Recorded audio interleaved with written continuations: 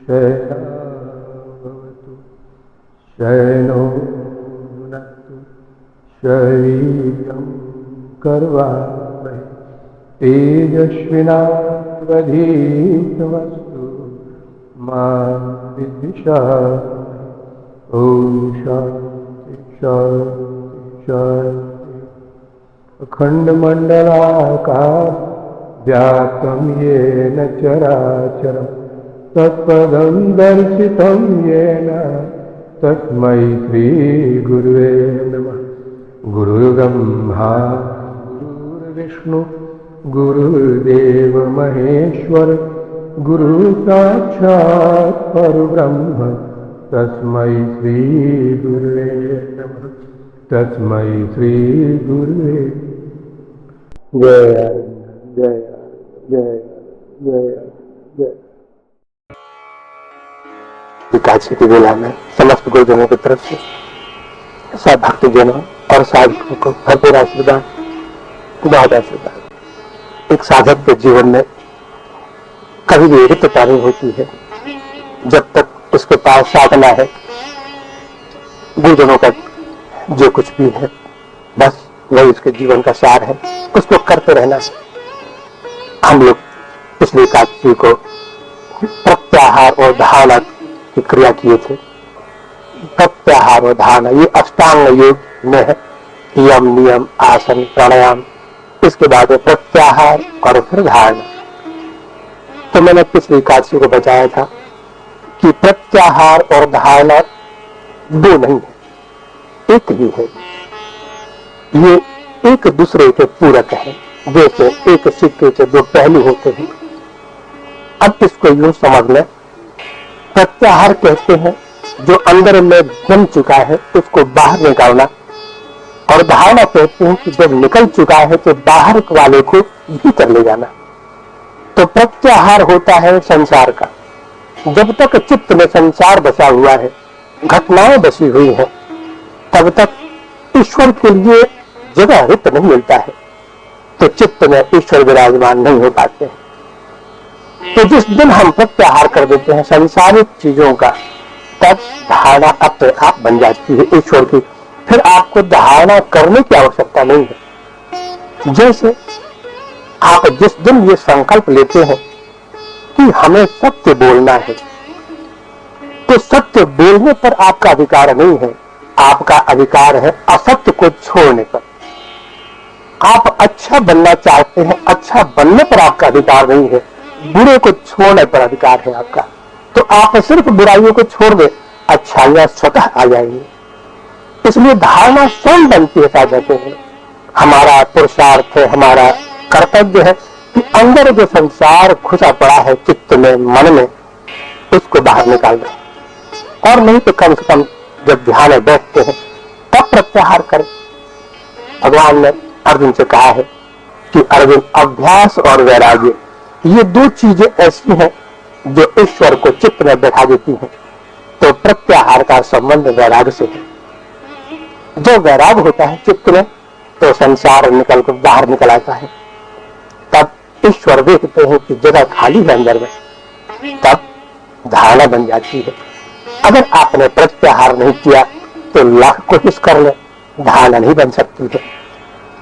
तो साधा के लिए हम इतना एक सहज रूप में कह सकते हैं कि आपका अधिकार सिर्फ प्रत्याहार पर है।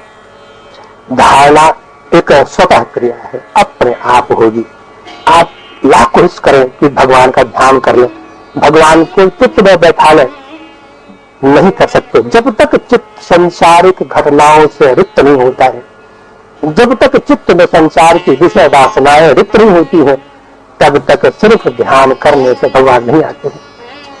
तो जैसे मैंने कहा कि आप अगर ईश्वर का अनुभव करते हैं, कभी ऐसी घटना घट गई कि आपको लगा कि बहुत अच्छा, इतना आनंद आया, इसके पीछे सिर्फ एक ही रहस्य है कि उस वक्त आपका चित्त किसी एक घटनाक्रम को लेकर घटनाओं से रिक्त हो चुका था। तब ईश्वर की अनुभूति होती है। अब एक दृष्टांत देता हूं आपको, एक कथा सुनाता हूं। मैंने पहले भी सुनाई है। एक व्यक्ति, उसने नया जूता खरीदा। अब जूते में उसने देखा नहीं, उसने ऑर्डर देकर बनवाया था। अब 2 कीलें अंदर से ऊपर को उठी हुई थी। अब जूता तो पहना उसने, जूता पहन के चलने लगा। कुछ देर बाद कील चुभने लगी उसको। अब चुभने ऐसी लगी कि खून निकलने लगा पांव से। दर्द से कराह रहा था, लेकिन अब बीच बाजार में जूता खोले कैसे? तो जूते को पहने पहने चलता रहा, खून बहता रहा, दर्द से कराहता रहा। शाम को घर आया और उसने जूता खोला, और जूता खोलने के बाद एक अपूर्व शांति में डूब गया। उसको लगा कि आज सारे कष्ट मेरे मुक्त हो गए।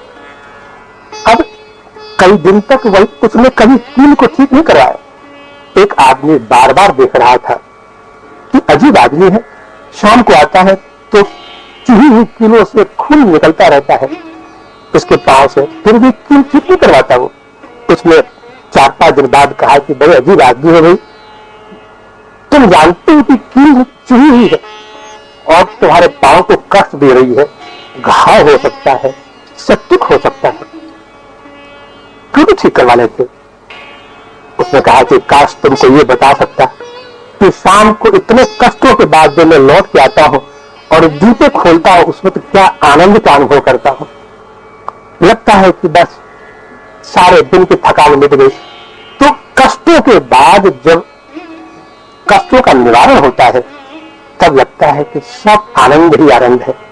साथी में कहने का मतलब ये है कि हमने भी संसारिक कीलों को ठोक रखा है अपने जीवन में। ये जो गृहस्थी है, संसार है, इसकी कीलें चुभती रहती हैं।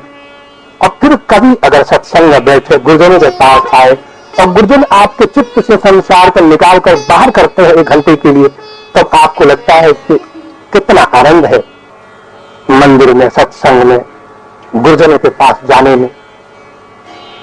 क्या आनंद मिला आपको? सिर्फ इतना कि गुरुजनों ने आपको, आपके चित्त से संसार को 1 घंटे के लिए निकाल के बाहर कर दिया।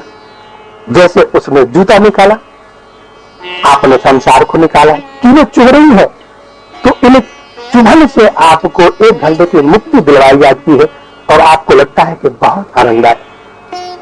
चाहते हैं यही प्रत्याहार है। प्रत्याहार करते ही धारणा बनती है। धारणा का अर्थ होता है कि भगवान के किसी एक रूप को चित्त में बैठा लेना। लेकिन इतना आसान नहीं है। अगर आपने प्रत्याहार संसार का नहीं किया इसके पहले, तो प्रत्याहार जरूरी है।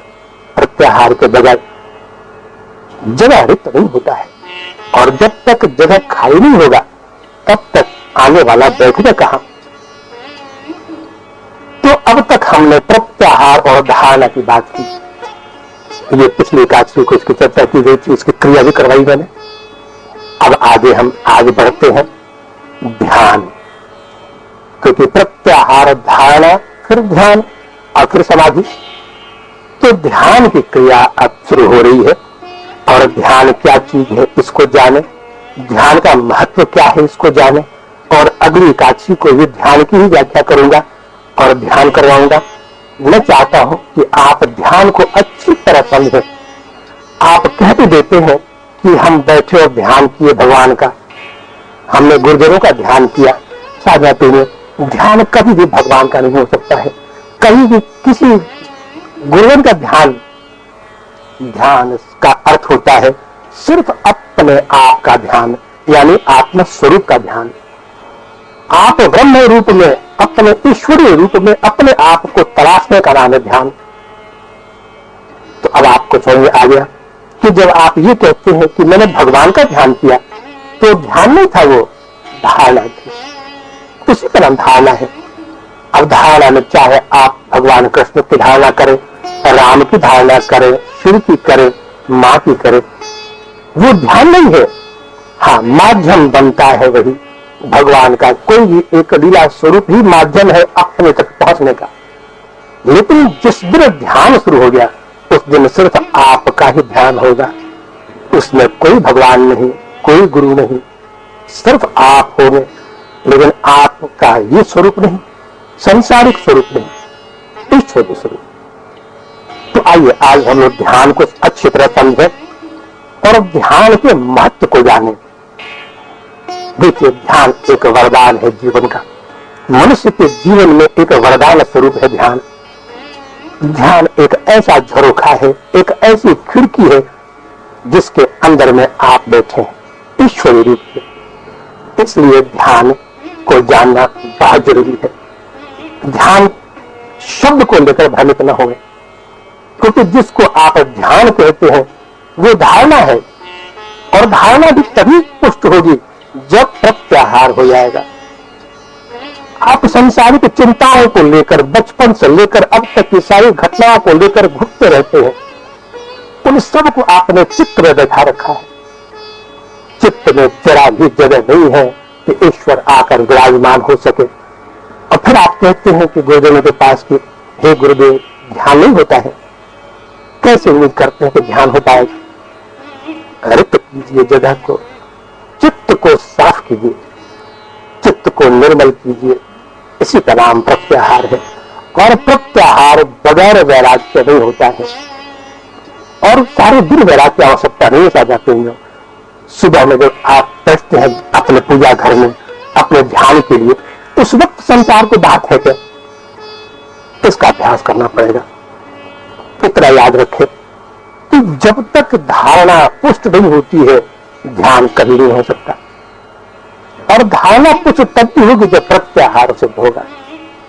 तो ये जो एक क्रम है, त्रिपुटी जो है, प्रत्याहार, धारणा और ध्यान, ये एक दूसरे से भी सटी हुई है, बिल्कुल लगी हुई है। आपका पुरुषार्थ है प्रत्याहार करना। सिर्फ इतना संकल्प लें कि कितनी देर हम बैठेंगे पूजा घर में, चाहे आधे घंटे हो, 1 घंटे हो, संसार को चित्त पे नहीं आने देंगे। किसी भी घटना को स्मरण नहीं होने देंगे, स्मृति से बाहर कर देंगे इसको। उतने से ही आपका घर मंदिर बन जाएगा, आपका चित्त निर्मल हो जाएगा। और साधक में भगवान को कहां से लाएंगे आप? भगवान क्या आपसे अलग है? आप कहते हैं कि भगवान चित्त पे नहीं बैठता है। वो वही है, चित्त के पीछे है। आपके और भगवान के बीच में संसार अपना स्थान बैठा कर रखा है। आप उसके अनुभव को नहीं ग्रहण कर पाते हैं। तो संसार से चित्त को रिक्त करना प्रत्याहार है, और वो ही आपका पुरुषार्थ है। उसके बगैर न धारणा बन सकती है, न ही ध्यान हो सकता है। एक ही चीज है। देखिए, धारणा के लिए सबसे जरूरी है, हम मनुष्यों का मन विषय होता है। क्योंकि बचपन से ही हम लोगों ने विषय वासनाओं में मन को डुबो के रखा हुआ है। बड़े होते ही घर का वातावरण, फिर मित्र, स्कूल का, कॉलेज का, इन सब से मन विषयों की तरफ भागता है। चाहे खाने पीने में हो तो विषय है, दृश्यों को, सौंदर्य को देखने में है तो विषय है। मन इंद्रियों का राजा है। कान सुनते हैं अश्लील शब्द, अश्लील गाने सुनते हैं, चित्त मलिन हो जाता है। तो अब यह है कि मन को अचानक इस तरह खाली कर देना, प्रत्याहार कर देना, क्या इतना आसान है? इसी के लिए हमारे धर्म गुरुओं ने सगुण साकार रूप की कल्पना का विधान बनाया कि आप ईश्वर को भी वैसे ही बना लें जैसे आप सौंदर्य प्रेमी हैं, रूप के रसिक हैं, आपको रूप बहुत अच्छा लगता है, तो अपने ईश्वर का भी एक ऐसी कल्पना करें कि बहुत सुंदर है हमारे प्रभु, हमारी माँ बहुत सुंदर है। क्योंकि सुंदरता आपके अंदर में चित्त पे गड़ी हुई। गुणों को आप देखते हैं कि अमुक एक्टर ने इतने विलन को मारा, इतना पराक्रमी है, इतना वीर है, अपने ईश्वर को भी वैसे बनाए। तो जितनी लीलाएं की गई है भगवान के द्वारा, ये वही तो है। तो उन विषयों के अनुसार भगवान की लीलाओं को ग्रहण करें और चित्त पे उनकी धारणा बनाएं। इससे जो संसार के प्रति आपका अनुराग है, प्रेम है, वो अब ईश्वर के प्रति होगा। लेकिन वो ईश्वर सगुण साकार है, तो उसकी भक्ति को, उसके प्रति जब रम जाएगा चित्त, तब धारणा बन जाएगी। और धारणा बनने के बाद में बस आपका काम हो गया। अब ध्यान बहुत दूर नहीं है आपसे। तो सादा में सबसे आसान तरीका है कि संसार को तो निकालना ही पड़ेगा आपको। देखिए, संसार को निकालने की बात कोई नई तो नहीं है। अब मैं कहता हूं कि क्या आप दफ्तर में बैठकर घर की चिंता करते हैं? क्या आप जब कॉलेज में होते हैं, क्लास के जब लेक्चर चलता है, तो क्या आप घर के किचन का और घर के परिवार के लोगों की चिंता करते हैं? तो आप दफ्तर में संसार अपने गृहस्थी को आपने प्रत्याहार तो कर ही दिया। इसलिए प्रत्याहार करना आपके लिए कठिन नहीं है, लेकिन जहां ईश्वर का सवाल आता है आप कहते हैं कि बहुत कठिन है। तो या घर में भी संसार आपके पहले घुस जाता है, आप वहां अपने आप को असमर्थ महसूस करते हैं। ये आपकी अपनी दुर्बलता है। जब आप सिनेमा हॉल में होते हैं तब तो ईश्वर याद नहीं आती, तब गृहस्थी याद नहीं आती है। आपने प्रत्याहार कर दिया है 3 घंटे के लिए गृहस्थी का, तो पूजा घर में क्यों नहीं कर पाते हैं? तो इसी के लिए बताया गया है कि पहले एक प्रेम का संबंध किया जाए ईश्वर से, भगवान के किसी रूप को लेकर प्रेम में डूब जाया जाए, ईश्वर से एक रिश्ता जोड़ लिया जाए। जो ही रिश्ता हो, जो 5 रिश्ते बताए गए हैं, इनमें से कोई भी एक रिश्ता जोड़ लीजिए, रस है ये, और फिर उसी रस में डूबिए। अब ये सब पहले कई बार इसकी चर्चा हो चुकी है, अभी कहना उचित नहीं है। तो ये धारणा के लिए आपको पहले सगुण साकार रूप की धारणा को लेकर चलना पड़ेगा। और तब जिस दिन आपके चित्त में आपके जो इष्ट हैं, आपके जो प्रभु हैं, वो बैठ गए, इस दिन साझा प्रेमियों आपका दर्शन निश्चित है। ध्यान की शुरुआत हो जाएगी, और जब ध्यान में डूबेंगे तो फिर भगवान का वो सगुण साकार रूप ही परिवर्तित होकर आत्मदर्शन करा देगा आपका, क्योंकि वो रूप भी टिक नहीं पाएगा। अब इसका रहस्य आज आपको खोलता हूं। ध्यान की क्रियाएं शुरू होंगी। देखिए, ध्यान एक वरदान है, हमारे जीवन का सबसे बड़ा वरदान है ध्यान। और इतना जान लें कि भगवान ने हमें जन्म दिया है ध्यान के साथ ही। जीवन में अगर कोई अमूल्य वस्तु है तो वो है ध्यान। लेकिन ध्यान कितना सहज ही उपलब्ध हो चुका है हमें, बिना एक कौड़ी खर्च किए उपलब्ध है, क्योंकि हमारा स्वभाव है, हम बगैर ध्यान के जी नहीं सकते। वो ध्यान मिला है आपको अपने आप को जानने के लिए।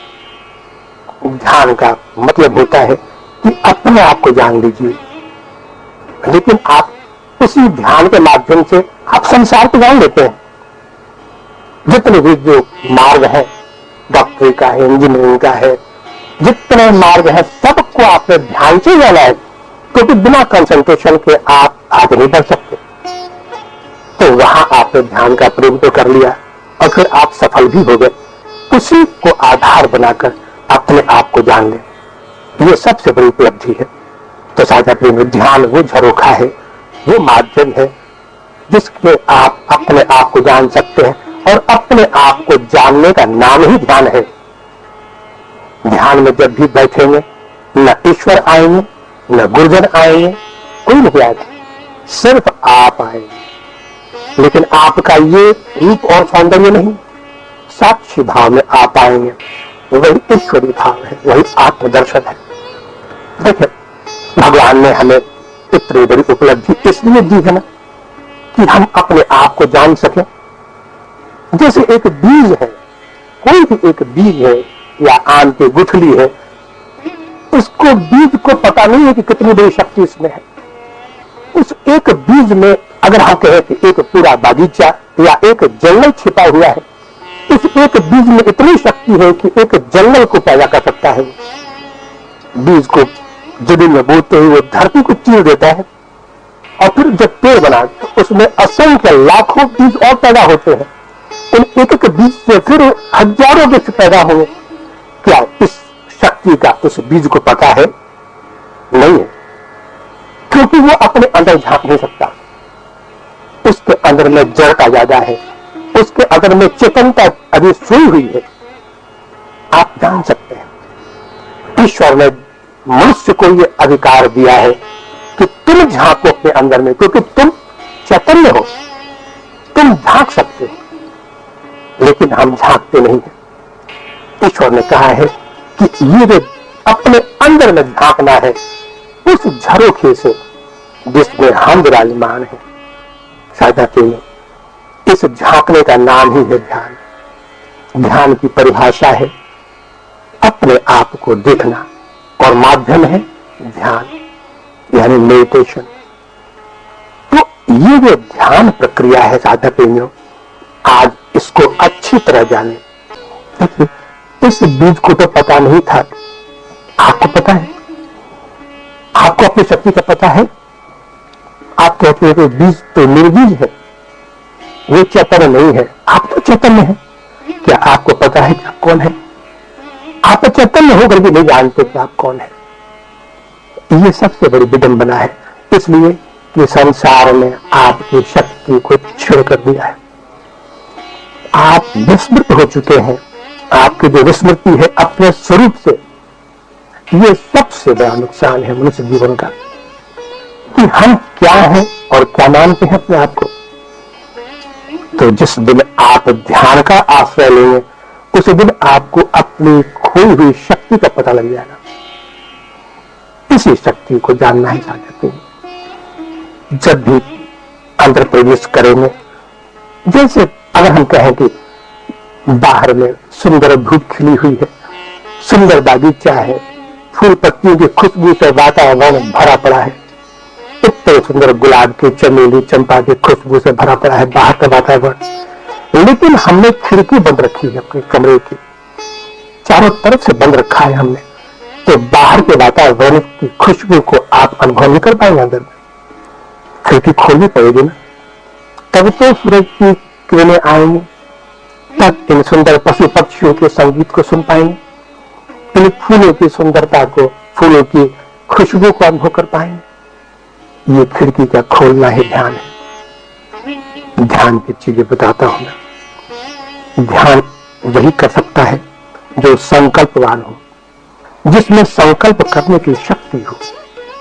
जो व्यक्ति डरा हुआ है संसार से, वो कभी ध्यान नहीं कर सकता, क्योंकि जब भी आंख बंद करेगा संसार सबसे पहले घुसेगा। और फिर आप ध्यान क्यों नहीं कर पाते हैं, इस रहस्य को भी जान लें।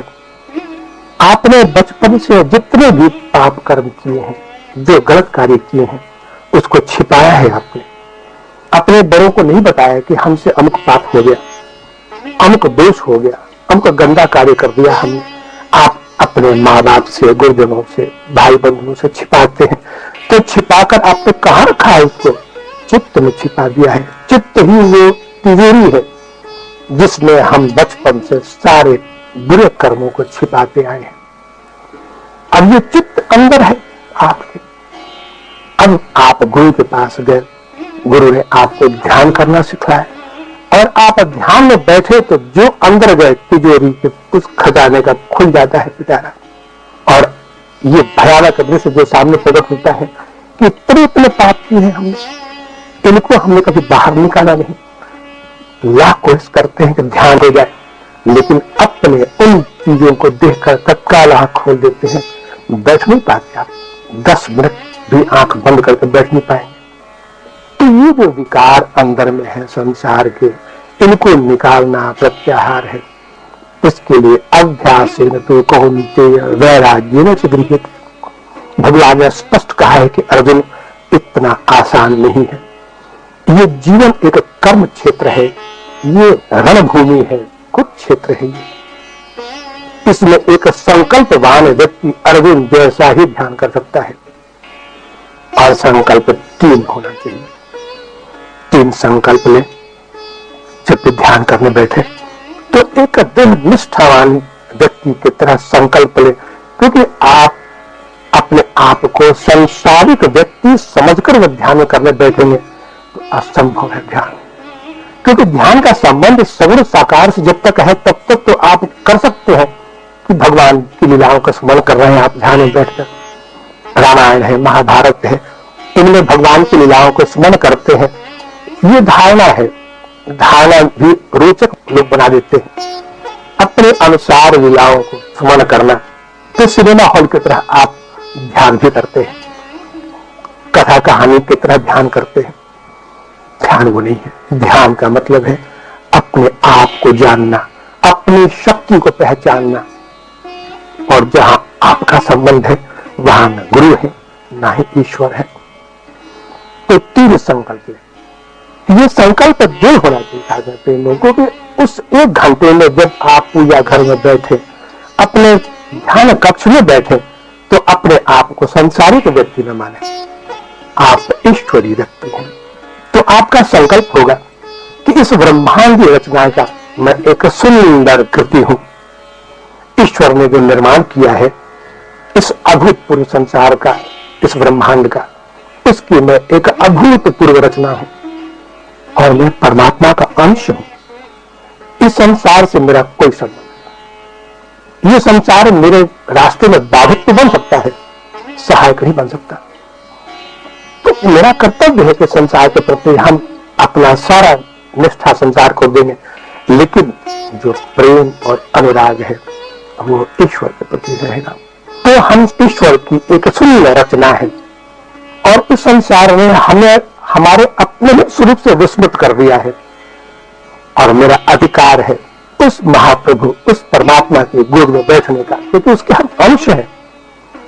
इस अधिकार से कोई वंचित नहीं कर पाएगा, ये मेरा पहला प्रण है। चाहे कोई रिश्ता नाता हो, ये रिश्ते नाते सिर्फ औपचारिक ही होते हैं। 1 घंटे के लिए भूलना पड़ेगा आपको। तो पहला संकल्प है मैं उस परमात्मा का अंश हूं, उसकी अपनी संतान हूं और सब कुछ तो याद है, पिता याद नहीं है। इसलिए अपने पिता के गोद में बैठूंगा, अपने आत्मा स्वरूप में बैठूंगा और इससे मुझे कोई रोक नहीं सकता। ये दृढ़ संकल्प पहला है। दूसरा संकल्प होगा कि ये सारा संसार मेरी मानस रचना है। अब मानस रचना कैसे होती है इसको समझ लें। जैसी आपकी बत्ती है वैसे ही संसार दिखता है। जो कुछ भी आपके चित्त में जो आप हैं वही संसार दिखता है। एक चोर को सारा संसार वही दिखाई पड़ता है। सब जगह जो आप हैं वैसे ही संसार को दिखते हैं। तो आपकी मानस रचना ही ये संसार। तो दूसरा संकल्प होगा कि ये सारा संसार मेरी मानस रचना है और मेरे ही अपने कर्मों का परिणाम है कि मुझे ये मानस रचना के रूप में संसार उपलब्ध हुआ है। इसमें इतने चैतन्य प्राणी है, सबसे मुझे प्रेम का व्यवहार करना है, मुझे बांटना है सबको अपना प्रेम और सबका प्रेम ग्रहण करना है। इसलिए हे प्रभु सबके साथ मेरा प्रेम का संबंध बन जाए और सारी शरीर में मैं ही तो हूं। जितने जीव हैं संसार के, जो असंख्य जीव हैं, मनुष्य हो या पशु पक्षी, सबके अंदर बैठा हुआ परमात्मा तो एक है और वही है, वही आत्मा है, वही मैं हूं। तो मैं ही तो सारे शरीरों में हूं, इसलिए सारे शरीर में बैठा हुआ मैं उसके अंदर से उसके प्रेम को ग्रहण करूंगा और सबको प्रेम दूंगा। इसे मुझे कौन रोकेगा, क्योंकि मेरे सिवा है कौन। तो दूसरा संकल्प, देखिए इन संकल्पों से और कुछ नहीं। आप कहें कि ये तो शब्दों का जाल है, लेकिन आत्म बल मिलता बहुत ज्यादा है। तीसरा संकल्प है ये शरीर मेरे ही पुरुषार्थ का परिणाम है, मेरे ही प्रारब्धों का परिणाम है। मैंने जो पुरुषार्थ किया था पिछले जन्म में, ये प्रारब्ध बन चुका है और उसी के अनुसार ये शरीर मिला है मुझे। अब इस शरीर के सुख दुख पर हमारा अधिकार नहीं है, ये प्रारब्ध बन चुका है।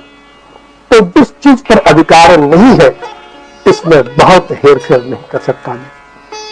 सुख और दुख निश्चित होते हैं सहना प्रेमी। इसके लिए अपने पुरुषार्थ को अत्यधिक व्यय नहीं करना चाहिए, पुरुषार्थ को खर्च करना चाहिए पुरुषार्थ के लिए, अपने स्वरूप को जानने के लिए। तो ये जो शरीर है, इस शरीर के सुख दुख तो मैंने जो कर्म किए थे पिछले जन्मों में उसका परिणाम भोगना ही पड़ेगा। कम से कम हे प्रभु, हे परमपिता परमेश्वर, इतनी कृपा हो कि साधना के लिए मैं अपने शरीर का प्रयोग करूंगा और संकल्प लेता हूं तुमको हे प्रभु कि भोग प्रधान नहीं बनने दूंगा इसको। मैं इस अपने शरीर को भोग प्रधान नहीं बनने दूंगा। भोग करे भोग करने के लिए जो प्रारब्ध में निश्चित है भोग, वो तो आपको मिला ही है।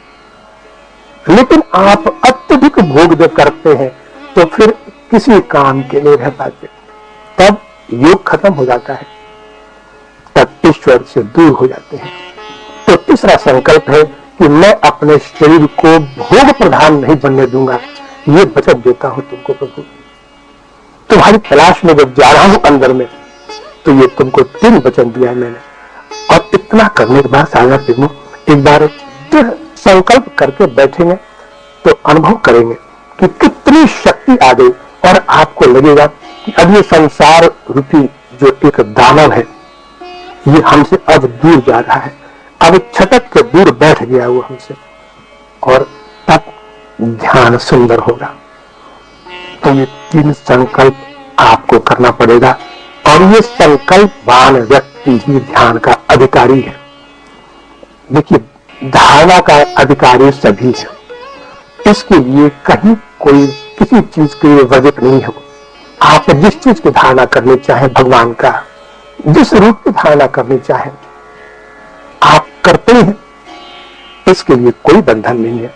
लेकिन ध्यान के लिए नियम जरूरी है। ध्यान के लिए पहली आवश्यकता है प्रत्याहार, दूसरी है धारणा, और तब ध्यान में प्रवेश होता है। तो ध्यान करने से पहले अब कुछ नियम बताता हूं, इसको अच्छी तरह समझ लें।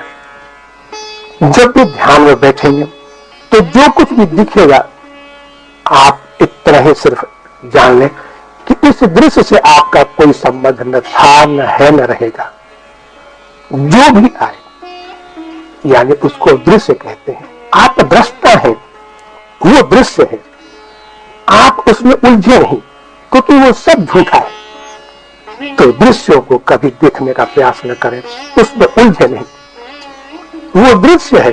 जब भी ध्यान में बैठेंगे, आंख बंद किए, असंख्य दृश्य आएंगे सामने, बस उनसे लड़ना भी नहीं है, आपको यही करना है कि वो दृश्य है, उसका काम है आना, मेरा काम है उसको साक्षी भाव में देखना। उससे न उसको पकड़ना है, न उससे किसी तरह का प्रेम करना है। जैसे कोई व्यक्ति मेरे आंखों के सामने से गुजर गया, चला गया, इधर से उधर चला गया, तो उस व्यक्ति का मेरे सामने से गुजरना ये उसका काम था, देखना मेरा काम था। अब मेरे साथ में गुजरने का क्या संबंध है? वो गुजरा, मैंने देख लिया, वो गया अपने रास्ते, मैंने देख लिया, फिर जब स्थान रिक्त हो गया तो आंखें फिर लौट आई। तो दृश्यों को पकड़े नहीं, उसको जाने दें। और वो सब मिथ्या है, भगवान भी आए तो भी आप उसको समझें कि ये दृश्य है, ये भगवान नहीं है। गुरुजन आए तब भी आप समझें कि दृश्य है, ये गुरुजन नहीं है, क्योंकि दृश्य आपके सामने कई वेश धारण करके आएगा, और वो न भगवान होते हैं न ही गुरुजन होते हैं। आपके अपने जो अंदर की छिपी हुई जो वासनाएं हैं, ये अनेक रूप धारण करके आएंगे। इसलिए बस उनको साक्षी भाव में देखते रहे। ये सबसे पहला नियम है कि जो कुछ भी दिखे उसको मिथ्या जाने, और इतना ही संकल्प लें कि इस दृश्य से, इस व्यक्ति जो अभी दिख रहा है मेरे ध्यान में, न मेरा कोई संबंध था, न है, न ही रहेगा। हरे तो पारेक मूल दासान दास भवत हुए मन स्मरेता पते गुणास्ते गृहत्याग कर्म करो तुकाया मनाक पृष्ठम न चितारनित्यम न सभवम रसाधिपत्यम न योग सिद्धि पुनर्भवया समंग सत्याम विरहय कर्मश अजात पक्ष हिमातरम खड़ा स्तम्भं यथा मत्सतराक्षधारता प्रियं प्रिये विसितं वृषणा मनोविन्दाक्षिदिवृक्षते त्वां ममोतिमशोक जनेश सख्यं संसार चक्रे भ्रमतः सकर्मभिः त्वन्मायात्मा नवदार्गे स्वशक्तिचित्तस्य ननाथभूयात् अहं हरितो पादोऽखिलेन दासारदास भवतो देवः। जय आनंद, जय आनंद, जय आनंद, जय आनंद, जय।